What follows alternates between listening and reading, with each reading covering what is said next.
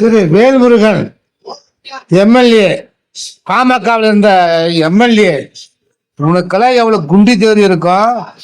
மீண்டும் திமுக ஆட்சிக்கு வந்தால் வன்னியர் இடஒதுக்கீடு கிடைக்குமா? அப்ப நல்லா சொல்லிட்டு போறேன் வேல்முருகா. இவனால நீ என்ன வெங்காயமா பண்ணிருந்த? ஏய் வேல்முருகா, என்ன கடலூர்ல திருப்பி ஜெயிக்கிறது? கடலூர்ல எந்த ஏரியா? கடலூர் கடலூர் பக்கம் தானே. இதுதான் நீ ஜெயிக்க மாட்ட, ஞாபகம் வச்சுக்கோ.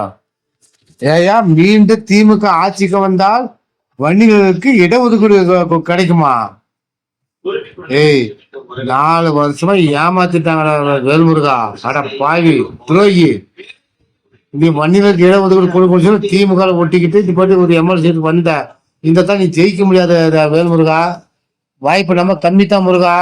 முருகா வேல்முருகா, முருகா வன்னி உனக்குலாம் வன்னி சொல்லி ரத்தமா இல்ல. ரைட்டு, ஜெயிச்சா வந்த நீ கேட்டா குடுக்கல.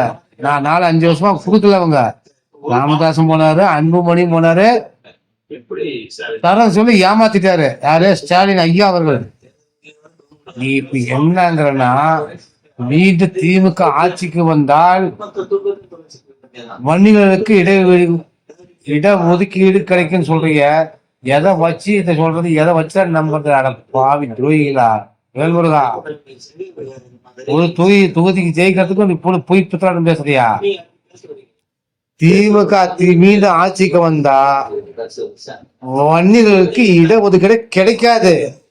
ஏன் சொல்றேன்னா, இந்த 5 வருஷமா ஏமாத்திட்டாங்க. எடப்பாடி கொடுத்தாரு, எடப்பாடியே கொடுத்தாரு அவசர கதியிலயோ. இவங்க அவசர கதியில 5000 உள்ளியா?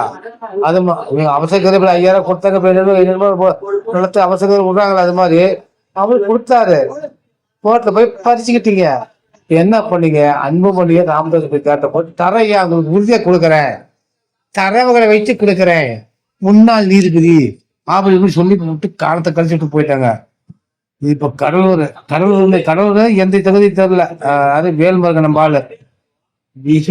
திமுக ஆட்சிக்கு வந்தால் வன்னியர் இடஒதுக்கீடு தருவாங்கன்னு சொல்றீங்க. கொஞ்சம் கூட உனக்கு வெக்கம் இல்லையா வேல்முருகன்னா? நீ எனக்கு தம்பியா இருக்கலாம், நான் தம்பியா தான் இருப்பேன். உனக்கு ஓவரா தெரியல. நீ போய் ஜெயி, ஒன்னும் பிரச்சனை இல்லை. சட்டசபையில பேசணும் யாரும் இல்லைங்கல. நீ திருப்பி என்ன சொல்ற? ஒரு திமிரு நாக்குசுல திருப்பி திமுக ஆட்சிக்கு வந்தால் வன்னியர்களுக்கு இதை ஒதுக்கீடு கிடைக்கும் சொல்றீங்க வேல்முருகா. அட வேல்முருகா பாதியில திமுக வந்தா கிடைக்காதியா வேல்முருகா, வாய்ப்பு இல்லையா. நீ ஆளுங்க பண்ற செஞ்ச சட்டசபைகள் கேட்ட கொடுக்க மாட்டேன்ட்டாங்க. உன்னையும் தப்பா சொல்லல. எப்படி நீ தப்பா திருப்பி சொல்ற? திமுக ஆட்சிக்கு வந்தால் வன்னியர் இட ஒதுக்கீடு கிடைக்கும் சொல்றீங்க. எதை வச்சு சொல்ற? யோ, நீ ஒரு வீட்டை ஜெயிக்கிறதுக்காக திமுகவுக்கு ஜாலிக்கிற தப்பு.